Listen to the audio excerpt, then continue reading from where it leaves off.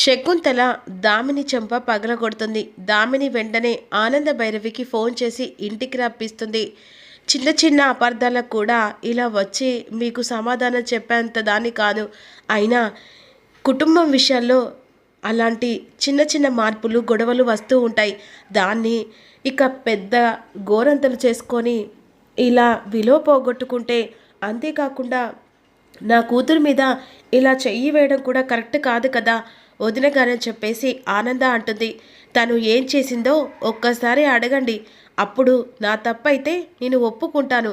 ఏం లేదు పిన్ని, తను వాకింగ్ చేస్తే ఒళ్ళైనా కాస్త కవర్ అవుతుంది, కాస్త తగ్గుతుందని చెప్పేసి వాకింగ్ చేయించాను. ఇక దానికి మాత్రాన ఏకంగా నన్ను కొట్టేస్తుందా? అయినా తన హెల్త్ గురించే కదా నేను అంత కేర్ తీసుకుంటున్నాను. అయినా నాకు షుగరు బీపీ అన్నీ ఉన్నాయి. అలాంటి దాన్ని నేను ఎక్కడైనా పడిపోతే అప్పుడు నా పరిస్థితి ఏంటి? నా కొడుకు అనాథ కాదా? ఒక్కసారి మీరు చెప్పండి. మీకు నచ్చిందంటే నాకు కూడా నచ్చినట్టే మీ కూతురు చేసిన పనికి అని విధంగా శకుంతల అంటూ ఉంటుంది. దామిని చిన్నపిల్లో కాదమ్మా, పెళ్ళయింది, అత్తారింట్లో అడుగు పెట్టవు, బాధ్యత అనేది ఒకటి ఉంటుంది. ఇలా నవ్వులు పాల కాడని కాదు. అయినా మీ అత్తయ్య గారిని అలా వాకింగ్ తీసుకెళ్లడం హెల్త్ కండిషన్ వల్ల ప్రాబ్లం అవుతుంది. ఆ తర్వాత బాధ నీదే కదా.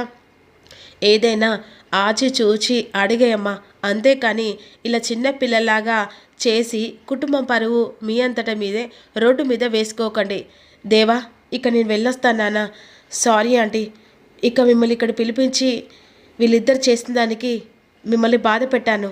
పర్లేదు, కానీ ఒక్కటి చెప్తున్నాను, కుటుంబం అంటేనే మంచి చెడు అన్నీ కలిసికపోతేనే అది నా కుటుంబం అవుతుంది. పంతాలకు పోయి వీళ్ళిద్దరు కలిసి గొడవ పడి పొద్దుందాకా ఆయన కష్టపడొచ్చిన అతనికి కనీసం మీరు ఇక ఆ గొడవతో పాటుగా మెంటల్ కండిషన్ని కూడా తెప్పిస్తున్నారు. దామిని, ఒక్కటి చెప్తున్నాను, నువ్వు ఈ ఇంటికి కోడలివి, అది మాత్రం గుర్తుపెట్టుకో అని వార్నింగ్ ఇచ్చి వెళ్ళిపోతుంది. ఇలా వెళ్తుండగా వెంటనే ఇక అనన్య జుట్లు పట్టుకొని కొట్టుకుంటారు కదా. ఆ లోపు వెంటనే వాళ్ళు కాస్త స్పృహలోకి వస్తారు. ఏమైంది అని అటు ఇటు చూస్తుండగా, ఏంటి ఒళ్ళంతా హూనంగా ఉంది, ఇందాక సేమియా తిన్న తర్వాత ఏదో జరిగింది, ఇదంతా వెనకాలండి ఏదన్నా కుట్ర చేశారా అని విధంగా ఆలోచిస్తూ ఉంటుంది. ఇక మరోవైపు ఆనంద భైరవి అక్కడి నుంచి బయలుదేరుతుంది కదా. ఇక్కడ కావాలని నన్ను ఏదో బ్లేమ్ చేయాలనుకుంటున్నారు కదా, ఇక మీ సంగతి చెప్తా నాగని చెప్పేసి లీలావతి ప్రీతికి పాలు కలుపుతుంది.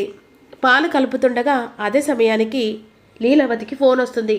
నాన్న రోహిత్ అని చెప్పేసి పిలుస్తుండగా, ఏంటమ్మా? ఏం లేదు నాన్న, ఈ పాలు ప్రీతికి ఇవ్వు.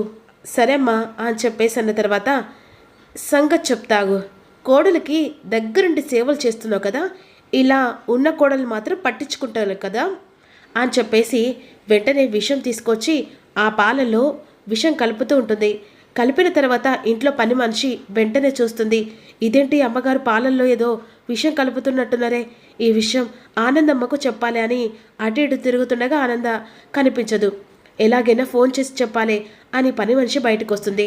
ఈలోపు ఇక రోహిత్ వచ్చి ఆ పాల గ్లాస్ తీసుకొని ప్రీతి గది వైపు వెళ్తూ ఉంటాడు. ఇక ఆ సమయంలో కారులో నుంచి ఆనంద భైరవి ఇంటికి బయలుదేరుతుంది కదా. ఇక ఇంట్లో ఉన్న పని మనిషి ఆనందకు ఫోన్ చేస్తుంది. చెప్పు అన్న తర్వాత, ఏ లేదమ్మా, ఇందాక అనన్యమ్మ ప్రీతమ్మకు పాలు ఇవ్వడానికి లీలావతమ్మ పాలు కలిపి పెట్టింది. ఇక రోహిత్ బాబు ఆ పాల గ్లాసు తీసుకొని ప్రీతి అమ్మ గదిలోకి వెళ్తున్నాడు. అందులో ఏదో కలిపిందమ్మా, నాకు తెలిసి బహుశా విషం కలిపినట్టుందమ్మా, తొందరగా రాండమ్మా, మళ్ళీ ప్రీతి కడుపులో అమ్మ బిడ్డకు ఏదో జరగరాంది జరుగుతుంది. సరే నేను వెంటనే వస్తున్నాను చెప్పేసి కాల్ కట్ చేస్తుంది. ఈలోపు ఫోన్ వస్తూ ఇక లీలావతి అలా మాట్లాడుకుంటూ ఉంటుంది కదా. అదే సమయానికి ఆనంద ఫోన్ చేస్తుండగా బిజీ అని వస్తూ ఉంటుంది. డ్రైవర్ త్వరగా పోనీ అని చెప్పేసి ఆనంద అంటూ ఉంటుంది. ఈలోపు ప్రీతి గదిలోకి రోహిత్ వెళ్తాడు. ప్రీతి పాలు తాగు అని చెప్పేసి అంటుండగా ఈలోపు అనన్య కడుపులో బిడ్డ కాసేపట్లో కరిగిపోతుంది.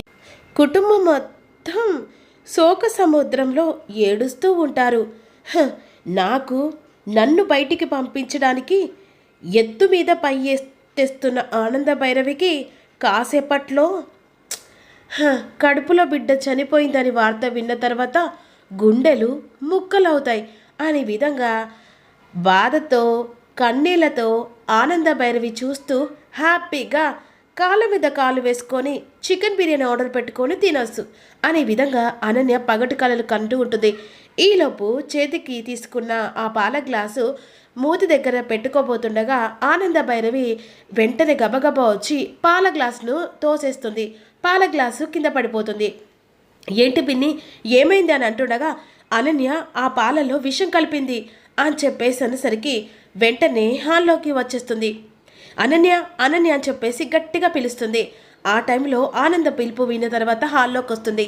వెంటనే ఆనంద భైరవి కోపంతో అనన్య చెంప పగలగొట్టి ఏం చేశావే, అనన్య పాల గ్లాసులో విషం కలిపావు కదా అని అంటుండగా ఏంటి నేను ఆ పాల గ్లాసులో విషం కలిపానా, ఏంటి కావాలని చెప్పేసి కొత్తగా లేని నిందలు వేస్తున్నావా, ఏంటి నిందలు వేసేది, కావాలని పాల గ్లాసులో నువ్వు విషం కలపడం నాకు తెలియదనుకుంటున్నావా అని చెప్పేసి రత్తాలను పిలుస్తుంది. హాల్లోకి వచ్చేసరికి చెప్పు రత్తాలు, ఇక అనన్య పాల గ్లాసులో ఏం కలిపింది. అవునమ్మా, పాల గ్లాసులో ఏం కలిపింది, ఏం కలపలేదు, తను ఏదో అక్కడి నుంచి పాలు ఎవరి అని చెప్పేసి వాళ్ళ పాలల్లో బూస్ట్ ఏదో కలుపుకుందమ్మా. ఏంటి రత్తాలు అబద్ధం ఆడుతున్నావు, నేనెందుకు అబద్ధం ఆడుతున్నానమ్మా, నువ్వు నాకు ఫోన్ చేసి చెప్పలేదా, నీకు నేనెందుకు ఫోన్ చేశానమ్మా, లేదమ్మా నువ్వు పొరపాటు పడుతున్నావు, పాల గ్లాసు ఏమంటున్నావో అర్థం కావట్లేదమ్మా అని మాట మారుస్తుండగా ఆనంద భైరవి షాక్ అయిపోతుంది. ఇక ఇందాక తను చెప్పింది నిజమే, వెనక్కి తిరిగి చూసరికి అనన్య ఉంటుంది. ఏంటి ఆనంద భైరవికి ఫోన్లో నిజం చెప్పావా, కాసేపట్లో నీ బిడ్డ స్కూల్కి వెళ్ళిందట కదా, నీ బిడ్డ స్కూల్కి వెళ్ళిన టైంలో బయటికి వచ్చేసరికి నా వాళ్ళు కిడ్నాప్ చేసుకొని తీసుకొని వెళ్తారు, ఆ తర్వాత నీ బిడ్డను చంపబోతున్నారు, నిజం చెప్తావో లేకపోతే ఆనంద భైరవికి ద్రోహం చేయనని చెప్పేసి నీ బిడ్డను చంపుకుంటావో నీ ఇష్టం అని చెప్పేసి లోపలికి వెళ్ళిపోతుంది. వద్దు, ఈ పని లేకపోతే వేరే పని అడుక్కున్నా మంచిదే, ఆనందమ్మ ఎప్పుడు నన్ను అపార్థం చేసుకోదు అని చెప్పేసి అనన్య చేసిన పనిని అబద్ధం ఆడుతుంది ఆనంద భైరవి.